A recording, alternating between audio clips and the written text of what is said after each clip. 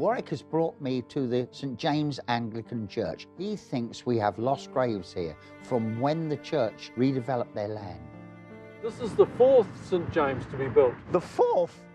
First services were conducted in Hutt Valley, Hutt, in the other side of the Hutt River, the western side.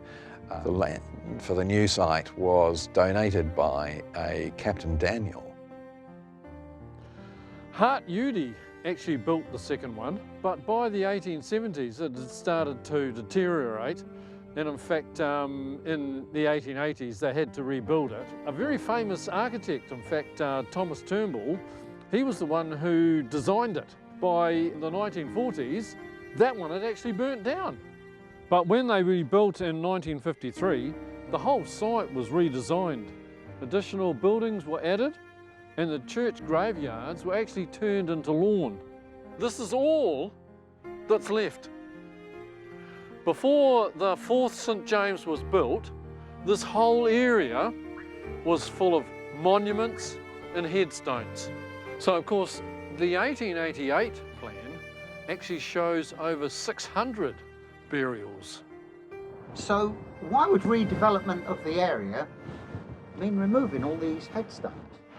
Well, that's a good question, and many of the families actually wanted to know that very thing. So the church had this area that was pretty unkempt and had been a problem for some years, and a decision was made, I think wouldn't be made in the same way today.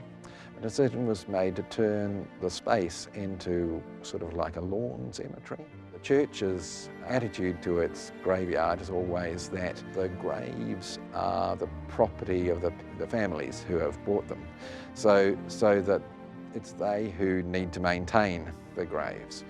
I wonder whether it was so much energy had been put into just surviving maybe through the Depression and then through the war years. Perhaps the keeping up of history and the attitude to history in those days made it a lower priority. Have a look at this. Bulldozers create havoc with historic graves.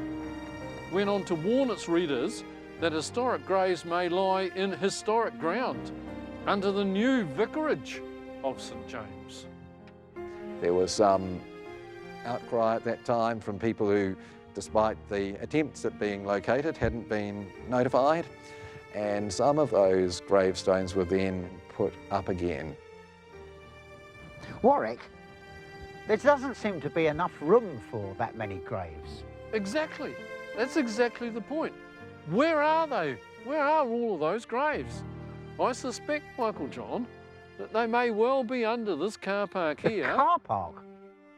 Nick has got his work cut out for him. He has decided to conduct a geophysical survey, one in the car park with the second on the open grass area, to check if indeed it's a lawn cemetery.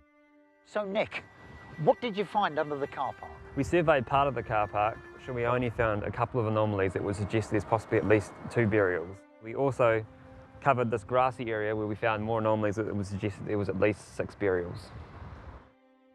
Given the number of burials here, I wonder where they all are.